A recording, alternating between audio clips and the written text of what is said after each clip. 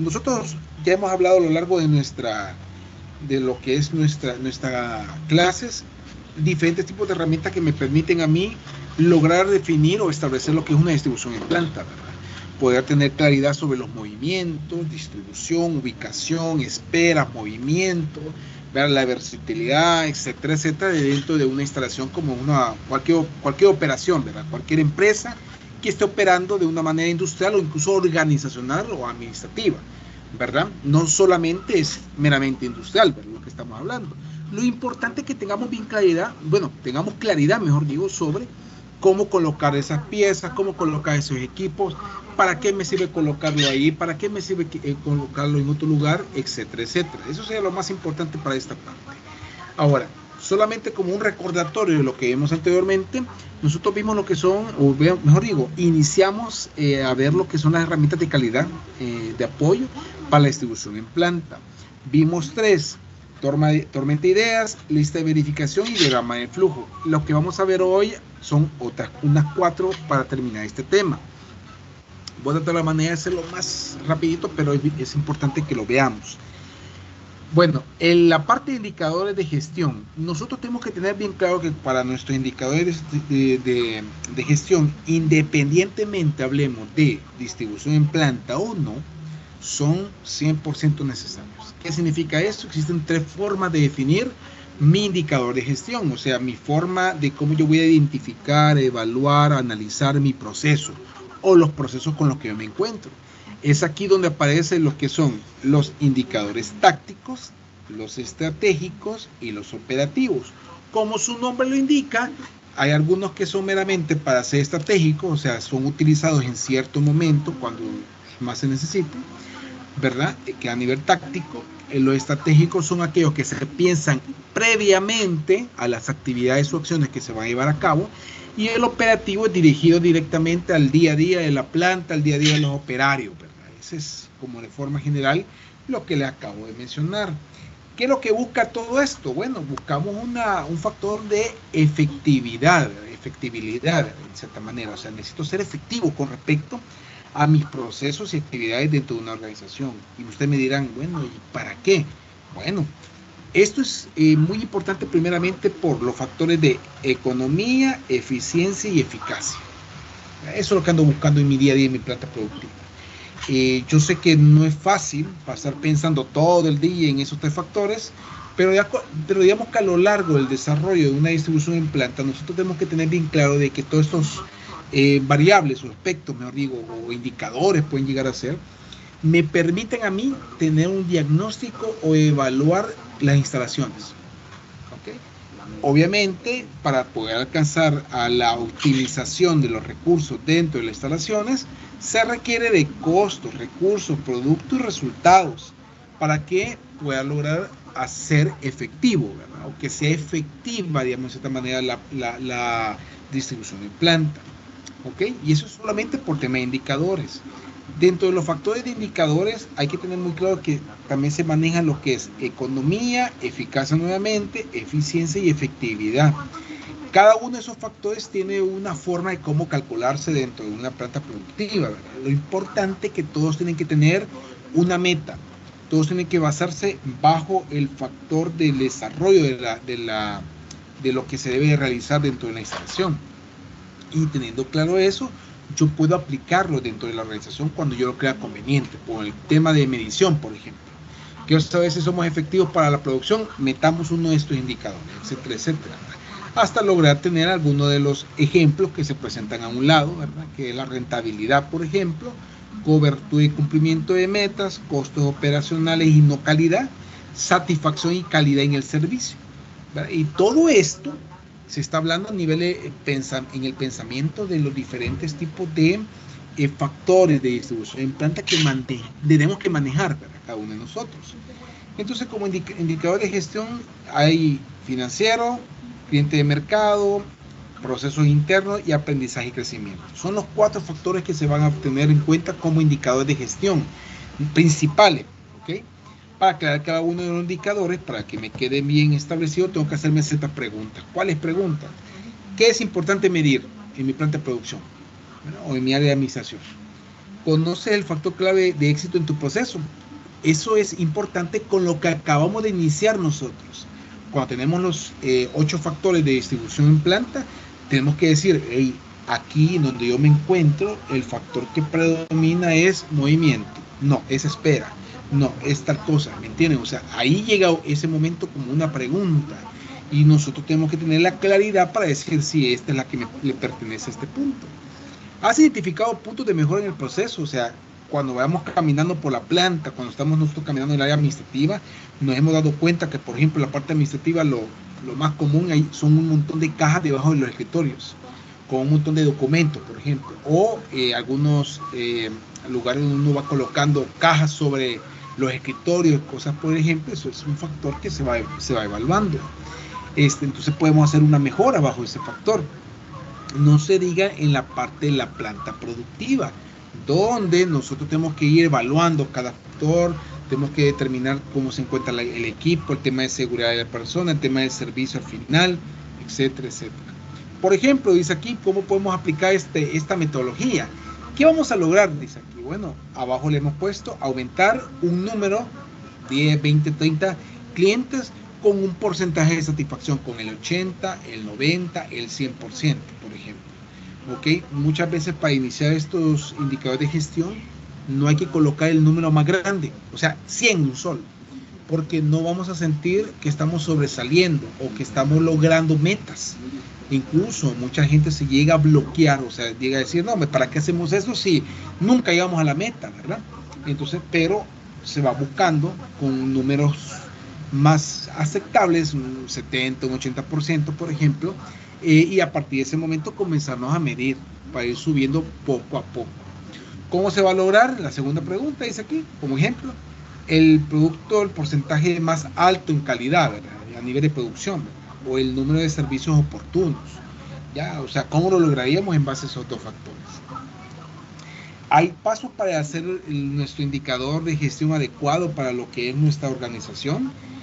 Aquí hay que identificar primeramente los procesos o el sistema a medir, o sea, tengo que saber de a dónde voy a medir yo mi proceso, ¿verdad? No hay que ser tan abarotero, digamos, o buscar hacerlo todo.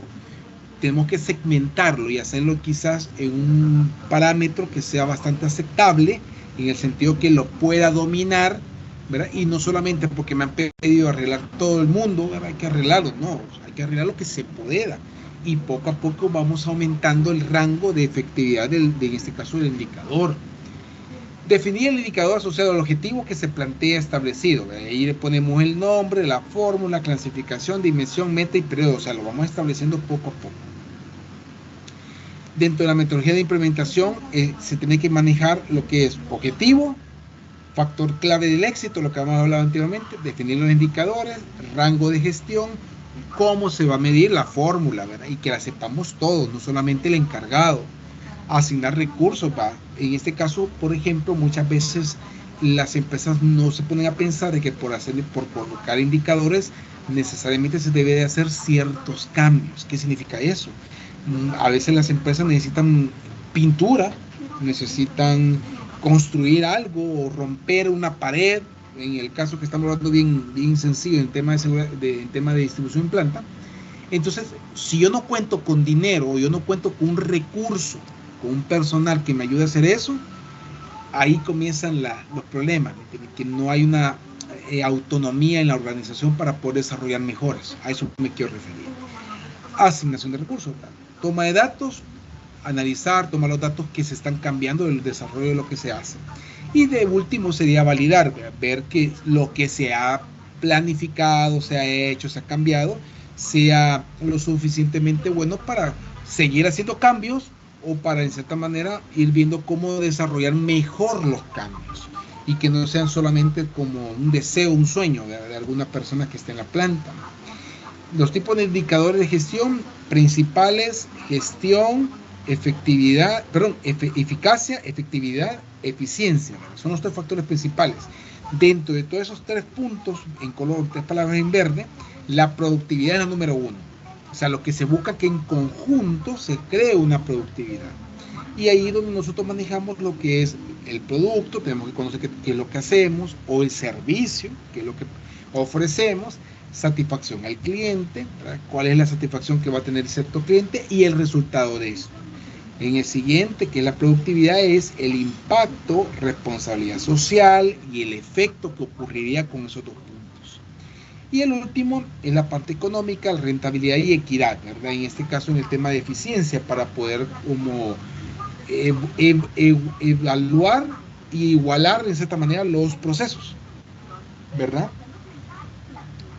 Atributos de los indicadores, de forma general, no voy a leer todos. Mantener la relación de lo que se está midiendo, debe ser adecuado para toma de decisiones, utilizar como un control. O sea, si yo voy a colocar un indicador de gestión dentro de mi proceso, mi planta de producción, mi empresa, tengo que tener la cualidad o debo de tener yo el cuidado de que estos atributos sean aplicables, o sea, se puedan utilizar.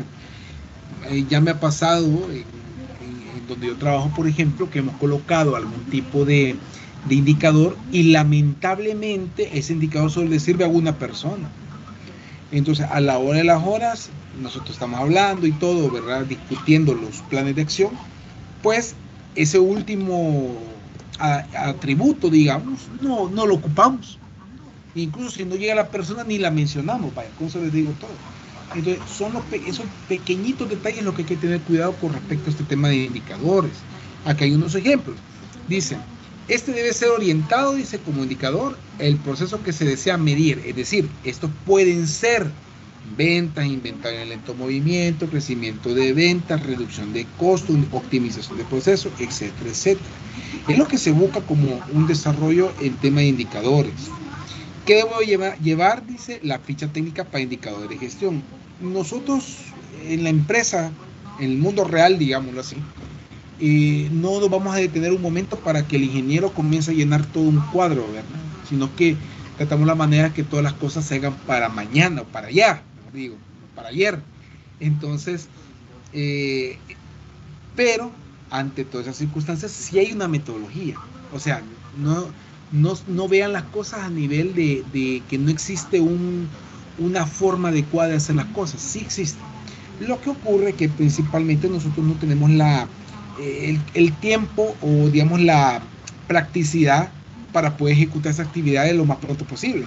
Nos tardamos, por eso nos dicen, mira, apurate, vos solo ponelo y ya estuvo, ¿verdad? Pero aquí, como ven, en esta parte se puede generar una ficha que me genere sus indicadores en base a toda esa información que estoy colocando en pantalla, ¿verdad? ¿Para qué? Para lograr lo que están viendo ahorita, que son los tipos de gráficos para controlar indicadores de gestión, ¿verdad? Entonces, sin datos, yo no puedo lograr presentar gráficos. Ingeniero, ¿y para qué se va a complicar presentando gráficos? Bueno, primeramente el gráfico me permite a mí tener una soltura o una facilidad de entendimiento de cada indicador sin necesidades de decir que estamos mal o bien. La gente que está viendo el gráfico tiene que tener el suficiente conocimiento para poder decir, hey, vamos mal, va. Mira el Pareto, no cumple, no hemos cumplido lo que habíamos dicho, va. Que tenemos que haber agarrado 3 procesos para poder mejorar. O el de dispersión, ¿verdad? Ya, según la gráfica se está moviendo todo hacia arriba, es decir que se está aumentando la productividad, pero la calidad no. ¿Entienden? O sea, todo es un tema de conocimiento. Obviamente nadie nace aprendido. Entonces, todo esto tiene que desarrollar una capacitación el dueño de la empresa o la organización para que pueda ser mucho más fácil de poder sustentar todos estos puntos. Ok. Si tienen alguna preguntita, algún comentario, todo es válido, ¿ok? Ustedes me lo pueden hacer en cualquier momento. Vamos al siguiente punto, el benchmarking. El benchmarking muchas veces nosotros lo vemos a nivel de la palabra final, ¿verdad? Marketing. Yo no trabajo, yo no estudio, no veo eso en marketing. Pero el benchmarking, al tenerle el bench, que es como un origen, dice aquí que originalmente la expresión era benchmark. Proviene de la topografía en este caso, ¿ok? Se refiere a una marca colocada en una roca o un poste para comparar niveles. Ese es el benchmark. Entonces le agregamos marketing porque se le sumaron otras actividades que se van a generar dentro de este punto, en este tema. Proviene de Freddy Taylor, ¿verdad? Que él comenzaba a evaluar, a revisar otras empresas, cómo ejecutaban su calidad, sus procesos, sus actividades diarias. ¿verdad? Vino la Segunda Guerra Mundial y nos complicó un poco la existencia al fin y al cabo. Pero le dejamos claro que el benchmarking permite obtener de otras empresas, independiente del rubro. O sea, yo puedo estar vendiendo arroz y los demás son puras sodas. No importa. Yo puedo visualizar qué cosas hacen buenas que me podrían servir a mí para poder vender mi arroz de una manera más fácil, por decirlo así. Entonces, me voy a poner aquí en los que no es benchmarking. Un evento que se realiza una sola vez, o un proceso de investigación que da respuestas sencillas. Solo se utiliza información de la empresa con rubro igual a la propia. Copiar, imitar y espiar no es adoptar rápido y fácil una moda. Hoy en día muchas empresas están practicando los benchmarking constantemente, ¿verdad? Va a depender de lo que andamos buscando, ¿verdad? ¿Qué es lo que se espera? Esta es una técnica que busca mejores prácticas aplicadas a una organización, como les decía. Esta se basa en realizar un estudio para identificar los elementos que pueden ser aplicados en la organización, bajo el objetivo de conseguir niveles de gestión excepcional. Hace mucho tiempo yo aún tuve un comentario de un estudiante, hace bastante, antes de la pandemia, imagínense, y me decía, mire, para mí el benchmarking es simplemente como espiar, ¿verdad? Me voy de escondida, me meto dentro de la planta, ¿verdad? Y ahí hablamos hasta del espionaje corporativo, ¿verdad? Y no es así, ¿verdad? Más de algunos de ustedes, por ejemplo, conoce la ASI, ¿verdad? La Asociación de Industriales Salvadoreños, que es una organización donde están muchos industriales, dueños de empresas u organizaciones dentro de ella, y lo que se busca es hacer benchmarking. O sea, ahí mismo se ve la pregunta, mira, ¿y tú cómo haces para mejorar tu proceso? Le dice una empresa a la otra. Fíjate que yo ocupo tales metodologías o tal herramienta. Ey, enséñame, ¿cómo haces? Y así comienza la plática. De repente una visita a la otra la visita a la otra y sucesivamente, etcétera, etcétera. Entonces esas son cosas que llegan a ocurrir. Como lo vemos aquí ya como una pregunta, que es benchmarking, es un proceso de medición continuo, sistemático, que mide y compara continuamente los procesos empresariales de una organización contra los procesos de los líderes de cualquier lugar del mundo. O sea, aquí y en la China, pues yo puedo ir buscando ese desarrollo en el benchmarking para poder aplicar. Y el benchmarking conste, hay una alta separación de ellos. O sea, hay diferentes conceptos que lo van amplificando mucho más. O sea, el benchmarking como palabra es una sola, única palabra, pero dentro de ella se puede desglosar mucho más. Esto que ven son los tipos. Hay de proceso, hay de método y el último es uno que es genérico, que es como el básico para poder ejecutar mi benchmarking más sencillo, ¿verdad? Eso es lo que se busca. Aquí también ya podemos hacer definiciones de cada uno de los benchmarking, cómo funcionan. Acá hay más también, más desempeño estratégico. O sea, va a depender cuál va a ser el enfoque que yo voy a necesitar aplicar en la empresa para poder investigar. El benchmarking puede ampliarse a nivel organizacional, a nivel, digamos, productivo, financiero, contable, ¿me entienden? O sea, no es uno solo para todos, sino que puede ser específico y ese es el mejor de todo, ¿verdad? Mejorar el nivel de calidad como objetivo, aumenta el nivel de producción, conoce más a fondo los procesos de la empresa, comprende mejor el sector, ¿verdad? Los beneficios de aquí hay muchos más. Mejora la satisfacción de la parte interesada, permite establecer metas basadas bajo datos externos, o sea, a partir de otros nosotros vamos a comenzar a ver cómo mejorar. Este es un ejemplo, ¿verdad? Donde tenemos lo que es Xerox y aquí tenemos cómo ellos hicieron internamente un benchmarking. Dice aquí, ¿de quién y qué dice? ¿De quién? De Canon, ¿verdad? O sea, la marca de las impresoras, por ejemplo, o fotocopiadoras, como dice aquí. El DEC sería como la restricción del tipo de producto que yo tenga. Es como una especificación para hacerlo más específico, ¿verdad? Y no irme a lo amplio de los diferentes tipos de impresoras que tenga, no, una en especial. De ahí dice el BIM, empresa dedicada a la venta de ropa por catálogo. Cada uno de estos son como, de esta manera, un ejemplo a lo que se puede como obtener información de esas empresas para Xerox. ¿verdad? Para lograr hacer un benchmarking. Hay ejemplos prácticos. La creación de Uber fue un benchmarking. Pepsi versus Coca-Cola también se puede hacer un benchmarking para yo vender una bebida o un refresco en mi colonia, por ejemplo. ¿Qué ocurrió con la televisión versus todos los streamers, ¿verdad? Todo lo que es YouTube, Netflix, todo esto de redes sociales? ¿Cómo eso me puede amplificar? Muchas empresas, al no querer involucrarse mucho en un benchmarking, terminan quedando obsoletas, ¿verdad? Entonces es de tener mucho cuidado y utilizarlo como se debe de dar. Hay herramientas, ¿verdad?, que nos pueden servir. Aquí creo que todavía no sé si ustedes lo pueden ver mejor que yo, pero ese es un formato, ¿verdad? Algunos yo se los presenté en la tarea, y lo que se busca con el formato análisis costo-beneficio. Ok. Esta herramienta tiene como objetivo proporcionar una medida de la rentabilidad que puede tener un proyecto, programa o plan de calidad. Esta herramienta permite valorar las necesidades y oportunidades de la relación de un programa medio ambiente, calidad o proyecto. O sea, va a depender de qué es lo que ando buscando. Me sirve para cualquier proyecto que dé costos, que dé una ganancia en cierta manera. Media vez se muevan los números, podemos ocupar esto. ¿Cómo se realiza un análisis costo-beneficio paso a paso? No voy a tener mucho, esto prácticamente es un paso a paso, pero que nos puede servir cuando vayamos a construir nuestro costo-beneficio. Prácticamente la mayoría, si no es que todas las tesis, estimados, se trabajan al final con un costo-beneficio, la mayoría. Hay otros métodos, pero ese es el más general. Se hace una lluvia de ideas, se determinan los costos, se suman los costos totales y se determina un beneficio en valor de dinero.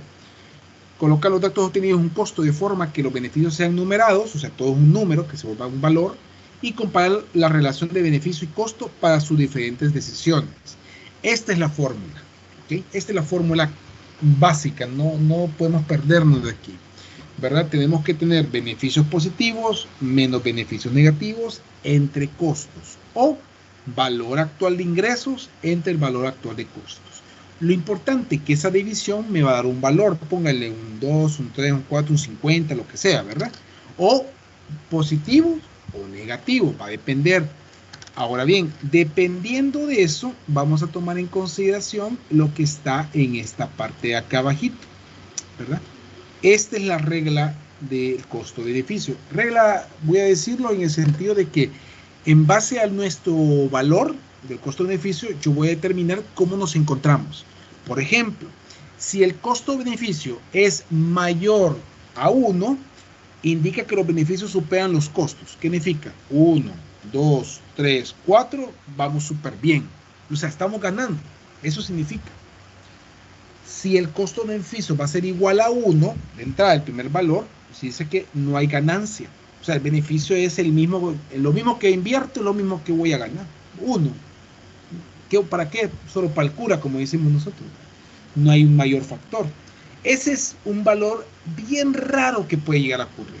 Bien raro, ¿verdad? Pero ese prácticamente es decir, no estoy ganando nada, lo estoy haciendo de choto, por gracia. Y el costo-beneficio menor a 1 y muestra que los costos son mayores a los beneficios. No considerar, o sea, no se validaría el proyecto. No pasa. Si fuéramos y estuviéramos hablando de un proyecto como una tesis, por ejemplo, que me da los valores negativos, puede haber una indicación de que se requeriría de un presupuesto mayor, de un refinanciamiento, etc. Depende del proyecto, que me permita ir creciendo en el tiempo, ¿verdad? Eso es lo que se buscaría con ese factor. Y para eso es este tema del costo-beneficio. Como les digo, no es muy complejo, no me voy a tener mucho en este. Hay gráficas que nos permite poderlo presentar, sí. Hay métodos, hay diferentes formas, como lo ven en pantalla, que me pueden servir para poder presentar mi costo-beneficio. El punto importante sería, en cierta manera, de que poder, digamos, tener como analizado, digamos, los valores para que me permitan tener claro si voy a ganar o no, en este caso en el proyecto. Aquí es un ejemplo, vean, un caso número 1 es aquí, una empresa ha considerado realizar un crédito por $30,000 para ser cancelado en 5 años, con una tasa del 20%, y las estimaciones son siguientes. Las estimaciones son los valores que yo voy a ir como inversión, ¿verdad? Según el tiempo, ¿verdad? Como ustedes pueden ver, ahí está del año 0 al año número 5, ¿verdad? Y ahí viene lo que es la inversión de costo que se va ocurriendo, ¿verdad? Con respecto a ese punto. A la hora de ocupar un costo-beneficio, a fuerza, como me imagino que han de saber ustedes, se va a aplicar lo que es el banco, ¿verdad? En este caso. Entonces, tenemos que sacar los valores en base a lo que tenemos anteriormente, que son los 25,000 y 30,000, o con respecto a cada uno de los años. Aquí, en este valor de aquí, indica el año que se está aplicando. ¿Ok? Este es el año. Y estos son los valores que voy yo ingresando año tras año, ¿verdad? Al final me da un valor, que es, hago por decirlo así, una suma. Y luego calculo el BAN de los costos, ¿verdad? Y me va a dar otro valor. Teniendo los dos valores, ahí ya comienzo a buscar yo mi costo-beneficio, que si se fijan está en esta parte de acá. Ahí comienzo a practicar. Y si se fijan, tengo un 1.083. Es bien poquito ese 0.83, pero significa que estamos bien. Significa que haya un pequeño aumento, ¿verdad? O sea, es leve, queremos más, pero es lo que se saca según estos valores que tenemos aquí arriba. ¿Ok?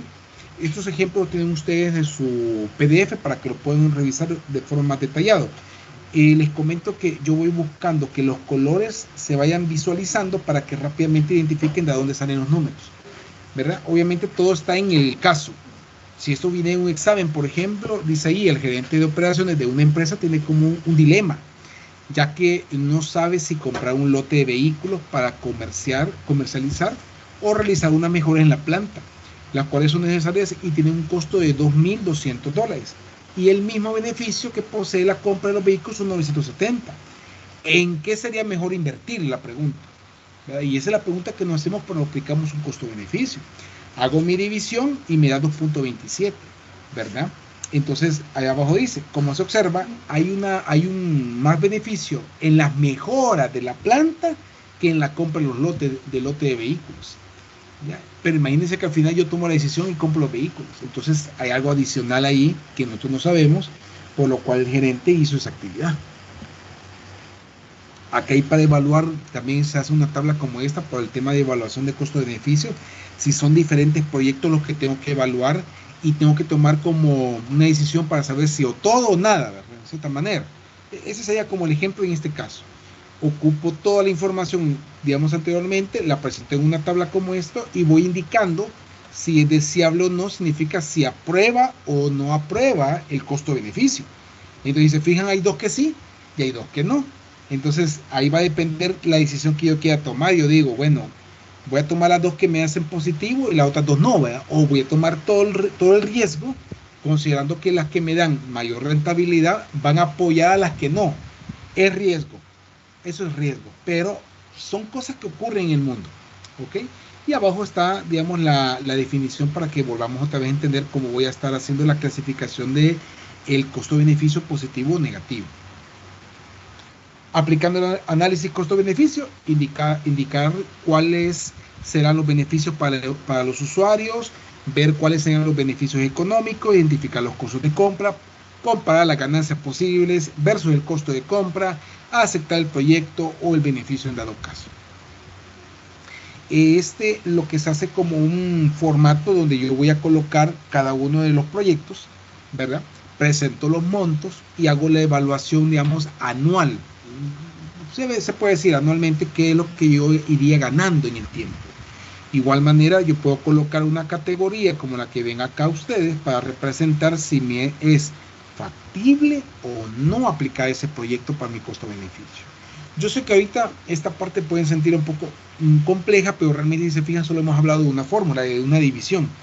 Lo que les he comentado ahorita es cómo se puede generar la información para llegar a esa fórmula, que es por el tema de un crédito, que es por ejemplo hacer una inversión, etcétera, etcétera. Entonces va a depender de esos factores para yo después aplicar el costo-beneficio como lo hemos dicho anteriormente, ¿verdad? Al final lo importante es reflejar los números, que me queden claros y yo como inversionista decir, yo entiendo lo que se está haciendo, vamos bien, o hey, no sigamos haciendo lo mismo porque vamos mal, ¿verdad? Todo. Último punto, teoría de colas. Yo me fui muy rápido con respecto a la explicación, La teoría de colas no es ni la primera ni la última de las herramientas que puede ocupar la distribución en planta para poder brindar una buena distribución en planta y que esta me pueda ser de utilidad en mis procesos y actividades diarias. Como pueden ver ustedes en pantalla, como seres humanos nunca nos hemos quitado en algún momento, o mejor digo, nos hemos alegrado quitar en algún momento alguna de las colas que nos ha tocado vivir diariamente. No se diga en el tráfico, no se diga cuando ustedes van al banco, en donde les toca esperar, ¿verdad? Les toca estar alineado a un momento específico para poder realizar nuestras actividades o para poder realizar la actividad que se corresponde en el momento. Dentro de la teoría de colas, esta herramienta, mejor por decirlo así, plantea en cierta manera ciertas situaciones que el ser humano realiza diariamente. Como bien lo dice la definición, esta teoría se refiere a una línea de espera, las cuales son evidentes en diferentes procesos o actividades y aspectos de nuestro entorno, como pueden ver, bancos, restaurantes, farmacias, industrias, línea de producción y peajes. Puede ser que en nuestra época, por el tema de las aplicaciones, por ejemplo, nos ha ayudado en cierta manera a poder gestionar ciertas actividades que no sea necesario que vayamos físicamente a un lugar, pero no es el 100%, por lo menos no en nuestro país. Pero por nosotros como seres humanos, por no aplicar un aspecto de ser como constante o que esto sea algo normal, tratamos la manera de que las colas no sean un efecto de algo que no queremos continuar haciendo, pues. Entonces, al final, esto en base a una metodología cuantitativa para tomar decisiones de Gallagher, él determinó que la teoría de colas es un factor predominante en el ser humano, pero que no debe ser algo constante, o sea, que es normal, normalizar las colas. No, mira, vas a ir al seguro, sí, ahí te va a tocar la cola, ni modo, no es así, no se puede llegar a ese punto. ¿Por qué motivo? Porque lo que se busca principalmente con el determinar la teoría de colas es saber que existe esa ineficiencia en mi proceso productivo. Dentro de una organización, dentro de una empresa, no puede darse el lujo de que adentro existe burocracia o existe un aspecto de cola o de paso a paso, el cual no me permite ser ágil, flexible, rápido, eficiente, no me deja.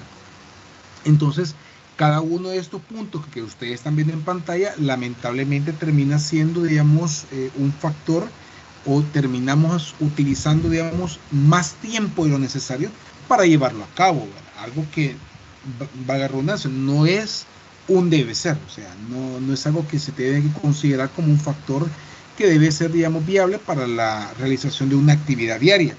Entonces, se han hecho ciertos estudios, los cuales me han permitido, o nos han permitido, mejor digo, a poder determinar cómo mejorar nuestros procesos, qué podemos mejorar, qué no podemos mejorar, y a la misma vez definir qué aspectos podemos desarrollar día a día para poder reducir este tipo de colas y que no sea una afectación que me permita, digamos, reducir mi eficacia, mi eficiencia en mis actividades.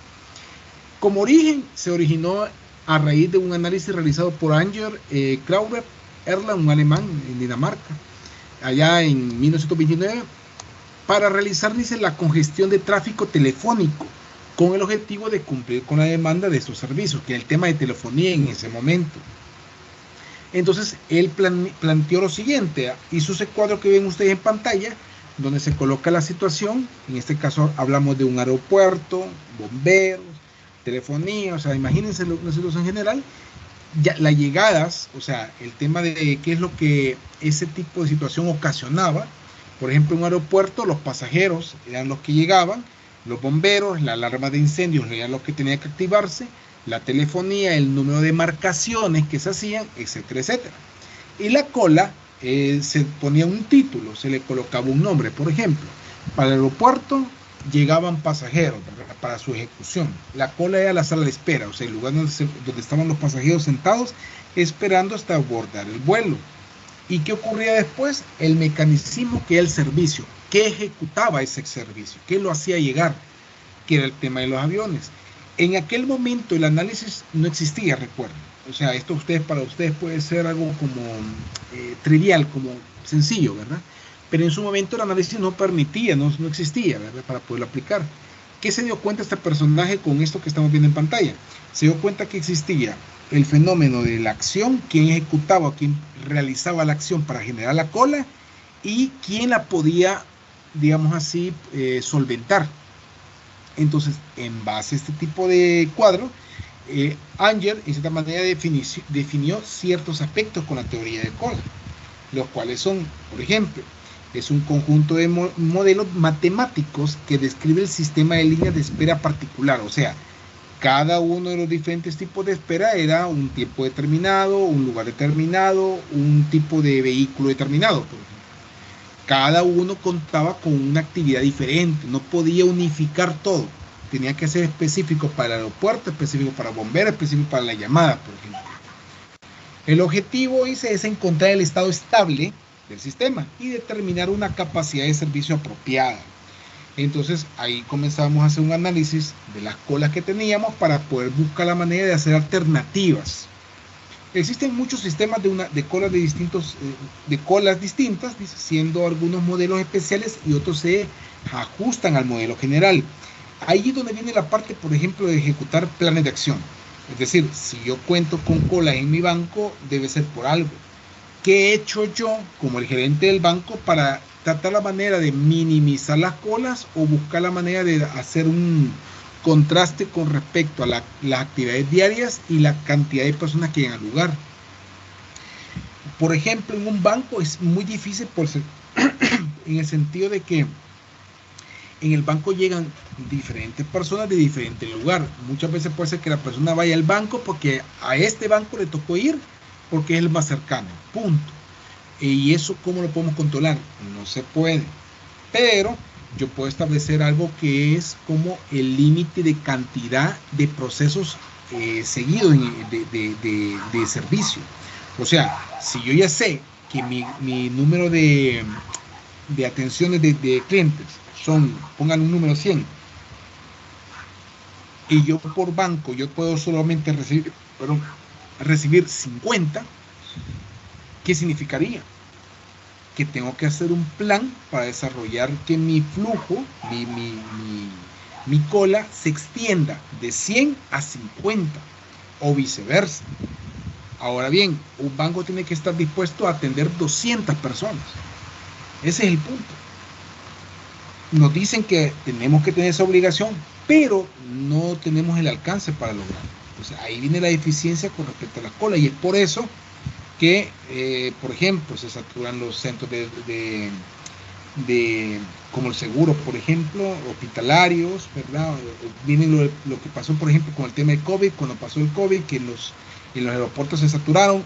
O sea, son situaciones que no se logran controlar, pero la teoría de colas me permite tomar en consideración ciertos aspectos que me van a lograr desarrollar de cierta manera un plan de acción o un punto de mejora en mi cola.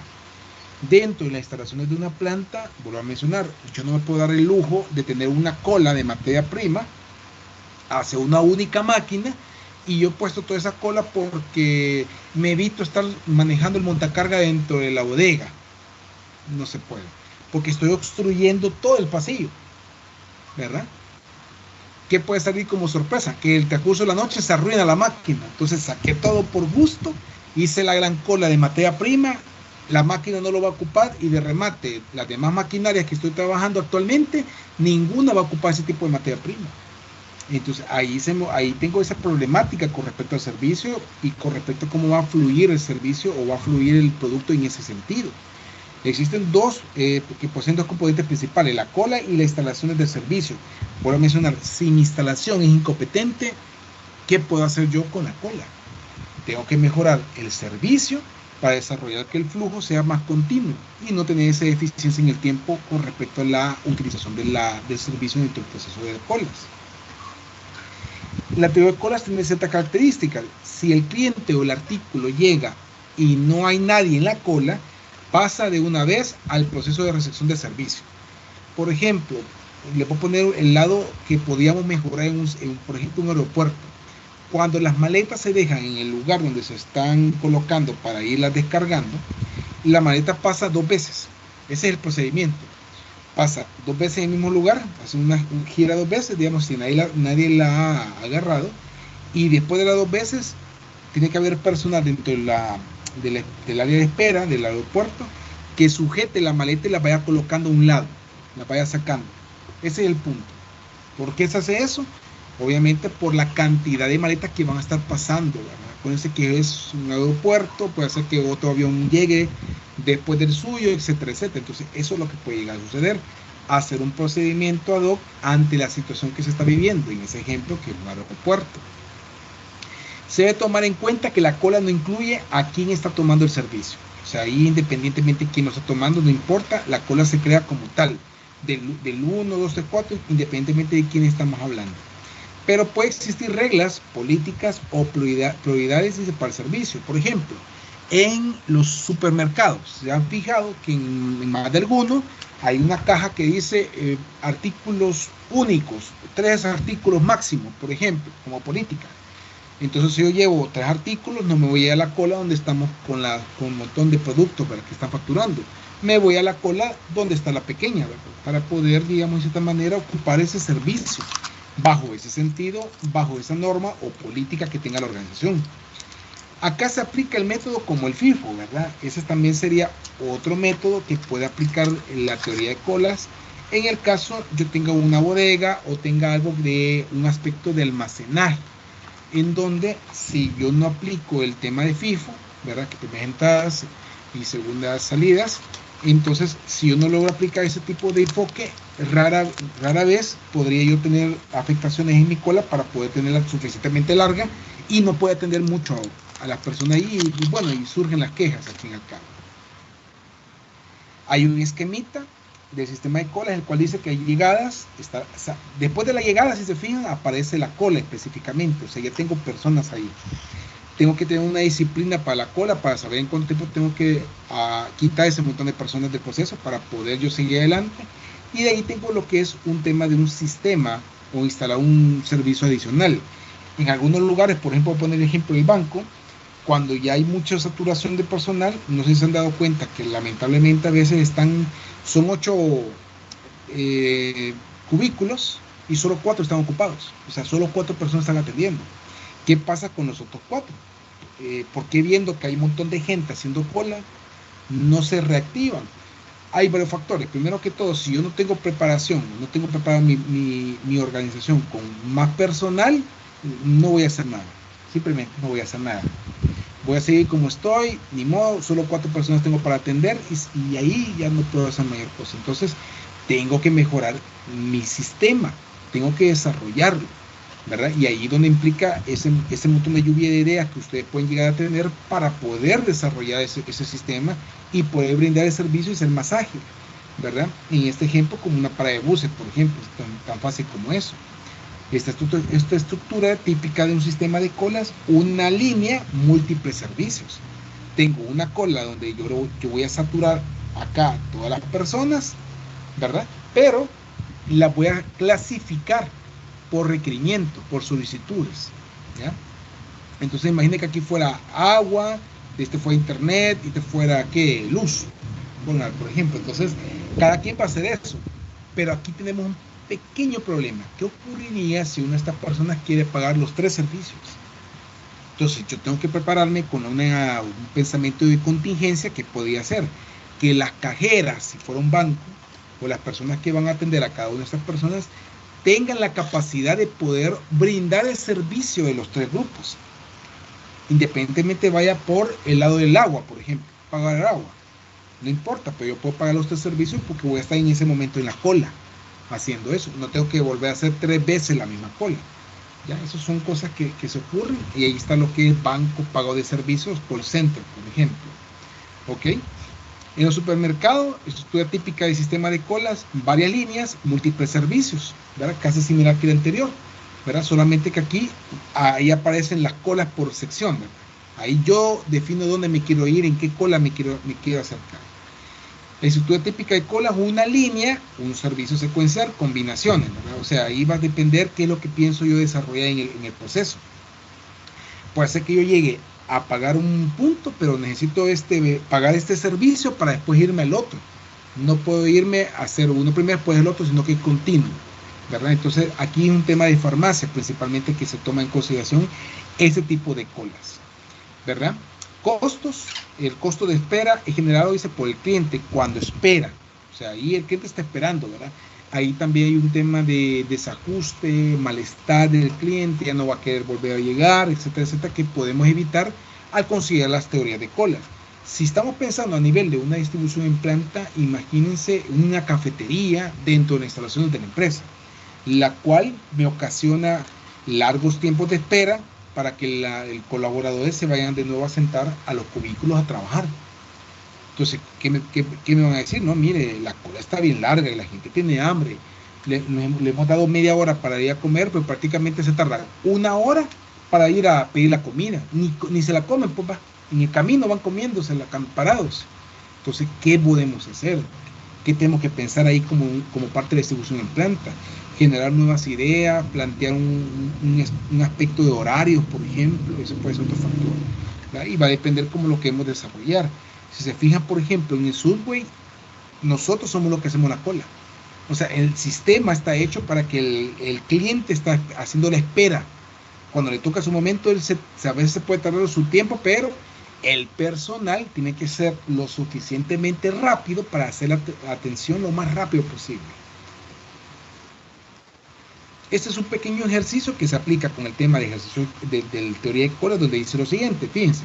En una bodega de despachos se estima que el costo de un camión que espera es de $20 la hora. Y el promedio diario hay 4 camiones esperando por hora. Aplicamos la formulita. Aplicando la fórmula de CB por L es igual al costo total de espera, donde CW es el costo de espera. Dólares por llegada por unidad del tiempo. ¿Okay? Y la L es igual a la longitud promedio de la línea, la distancia. Sacando los valores que tengo ahí, pongo allá, miren, $20 por hora por L, que va a ser igual a las comisiones por hora, ya que son esta parte aquí. Está determinando la cantidad de camiones que voy a tener. Puse comisiones, no camiones. Costo total de espera son $80, porque si hacemos una multiplicación, el costo total promedio de línea son $80 por camión, en cierta manera. Entonces tengo que definir si esos $80 los puedo seguir subsidiando o soy más ágil a la hora de proveer ese tipo de servicio. Entonces, esos serían como los detallitos que tenemos que considerar nosotros para poder ir mejorando en nuestro desempeño dentro del tema de colas. Nos va a permitir, en cierta manera, poder ser más ágiles, más rápidos a la hora de desarrollar nuestras ideas de temas de colas dentro de una distribución, dentro de una empresa, dentro de una planta. Costo de un sistema de cola, bueno, costo de servicio es un costo de operaciones del servicio brindado.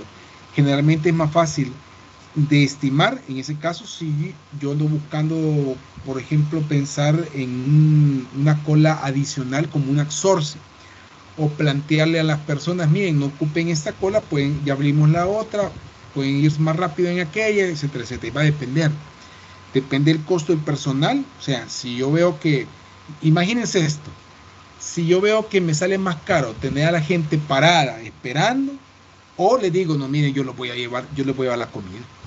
Ustedes díganme qué quieren y les voy a traer un mesero, si fuera una planta, imagínense, para que lo atiendan, porque no veo viable eso.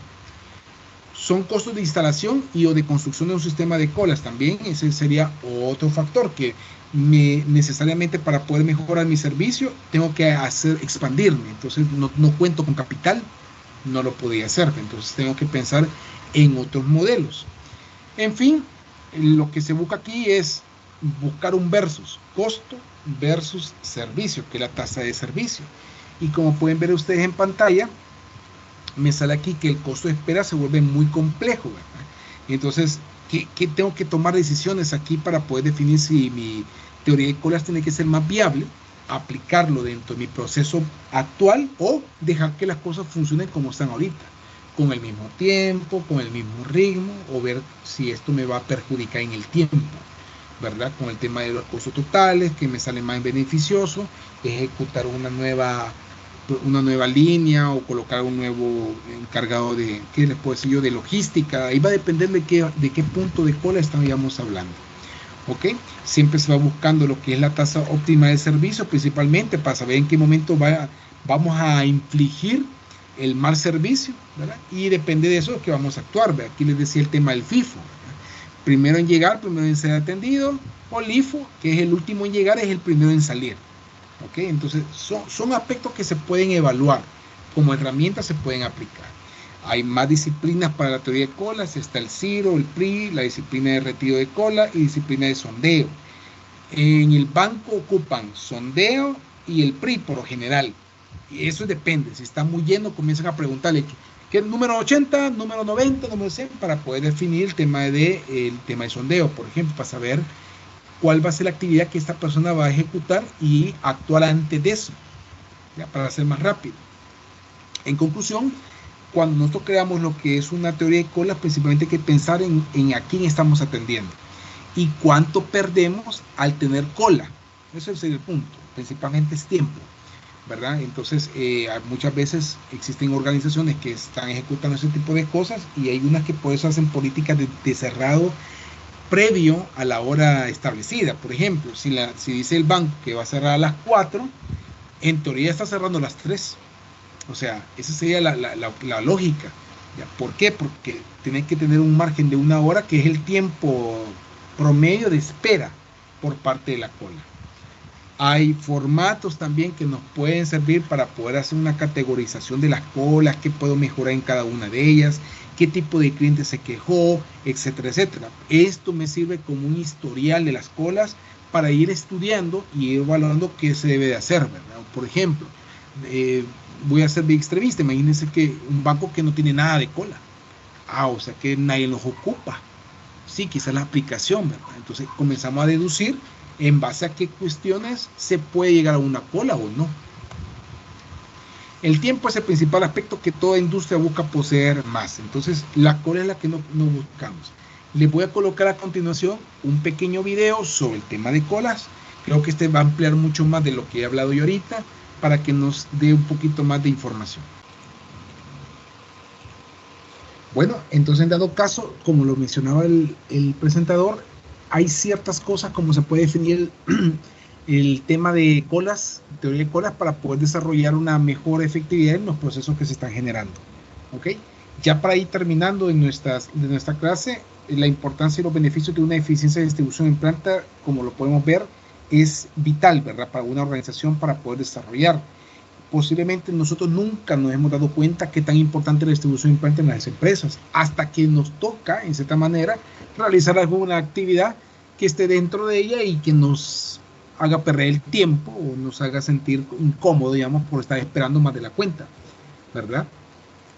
Ya para ir finalizando, estimados, bueno, como lo podemos haber visto a lo largo de toda la unidad número 2, pudimos conocer, entender y quizás de cierta manera poder aplicar algunos términos de distribución en planta que nos pueden ayudar a poder mejorar nuestros procesos, con el fin de poder desarrollar, digamos, una alta capacidad de espacio, tiempo, aspectos de mejora en la organización que nos permiten ir mejorando nuestra distribución en planta.